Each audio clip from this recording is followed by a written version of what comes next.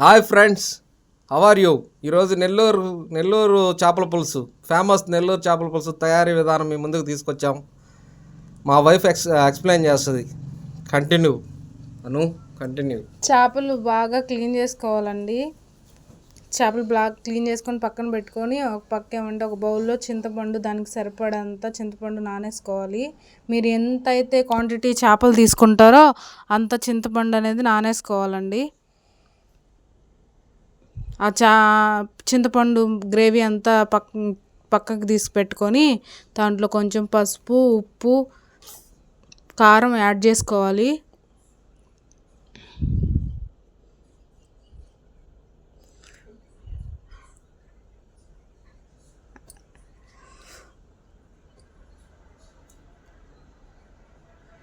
అదంతా మిక్స్ చేసుకొని preparation start చేసుకోవాలండి. ఒక పక్క ఆనియన్, టమోటా అనేది నేను దాన్ని చూపించలేదు, కానీ నేనైతే కట్ చేసి పెట్టుకున్నాను పక్కన.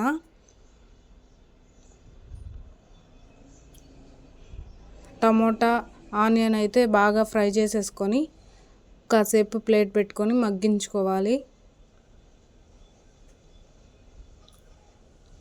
ఈ నెల్లూరు చేపల పులుసు మీ ఇంట్లో ట్రై చేసి చూడండి ఫ్రెండ్స్. చాలా అద్భుతంగా ఉంటుందండి. సింపుల్గా చేసుకోవచ్చు, ఎవరికి ఎంత కష్టం కూడా ఉండదు ఈ చేపల పులుసు చేసుకోవడం. చాలా చాలా సింపుల్ అయిన రెసిపీ ఇది. ఇలాంటి రెసిపీలు మీకు కావాలంటే కామెంట్ చేయండి ఫ్రెండ్స్. ఇలాంటివి చాలా చాలా చేసి పెడతాను. చేపల పులుసులో యూస్ చేసుకోవడానికి ఇది పొడి ప్రిపరేషన్ ఫ్రెండ్స్. ఇది మెంతులు, ధనియాలు, జీలకర్ర, ఆవాలు బాగా దోరలుగా ఫ్రై చేసుకొని దాన్ని పొడి చేసుకొని లాస్ట్ ఎండింగ్లో చల్లుకుంటే ఆ టేస్టే అద్భుతం. ఆ టమోటా, ఎర్రగడ్డ మగ్గిపోయాయి ఫ్రెండ్స్. ఇంకొంచెం కొత్తిమీర, కొంచెం కరివేపాకు వేసుకొని వాటిని కూడా కాసేపు ఫ్రై చేసుకోవాలి, పచ్చివాసన పోయే వరకు. ఇదండి మామిడికాయ పులుసు అయితే ప్రిపేర్ చేసేసుకున్నాను. దాన్ని యాడ్ చేసేసాను చేపల కూరలో. నెల్లూరు చేపల పులుసులో మామిడికాయ చాలా ఫేమస్. ఫిష్ కూడా యాడ్ చేసేస్తున్నాను ఫ్రెండ్స్. పులుసు కొంచెం కాగిన తర్వాత ఫిష్ని యాడ్ చేసేసుకుంటే ఆ పులుసు అనేది ఆ ఫిష్కి బాగా పట్టి నీసు వాసన కూడా ఉండదు, బాగుంటుంది. సింపుల్.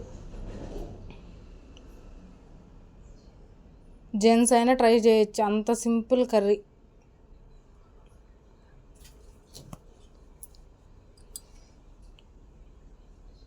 ప్రిపేర్ అయిపోయింది ఫ్రెండ్స్.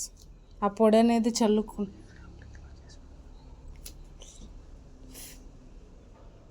మీ ఫ్యామిలీకి ఇలా చేసి పెడితే వాళ్ళు మాత్రం మిమ్మల్ని పొగడకుండా వదిలిపెట్టరు.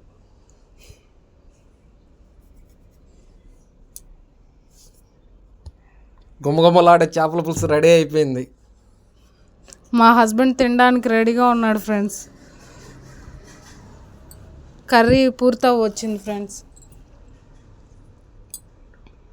పూర్తయిపోయింది. ఇంకా మనం కొంచెం ఏమన్నా దీంట్లో కొంచెం డౌట్స్ ఉన్నా కామెంట్ చేయండి ఫ్రెండ్స్. కర్రీ చూడండి ఎంత కలర్ఫుల్గా ఉందో, ముక్క కానీ బాగా ఉడికిపోయింది. మా హస్బెండ్కి పెట్టాను ఫ్రెండ్స్. ఫస్ట్ టేస్ట్ చెప్పమని చెప్పాను, తను తిని టేస్ట్ చెప్తాను అన్నాడు. చూడండి మామిడికాయ ఫిష్ చూస్తుంటే నోరు ఊరి పడుతుంది నాకు. చాలా అద్భుతంగా వచ్చిన అనిపిస్తుంది. కూర కూడా గుత్తంగా ఉడికింది, ఎర్రంగా ఉంది. వా, ముద్దు నోట్లో పెట్టుకున్నాను. ఇది ఒరిజినల్గా చెప్తున్నాను ఫ్రెండ్స్. కర్రీ అదిరింది, ఫిష్ కూడా బాగా ఉడికింది, మామిడికాయ పులుసు కమ్మగా ఉంది. చాలా అద్భుతంగా వచ్చింది ఫ్రెండ్స్. థ్యాంక్ యూ అనుష, మంచి రెసిపీ చేసావు. సండే స్పెషల్ డే చేసావు.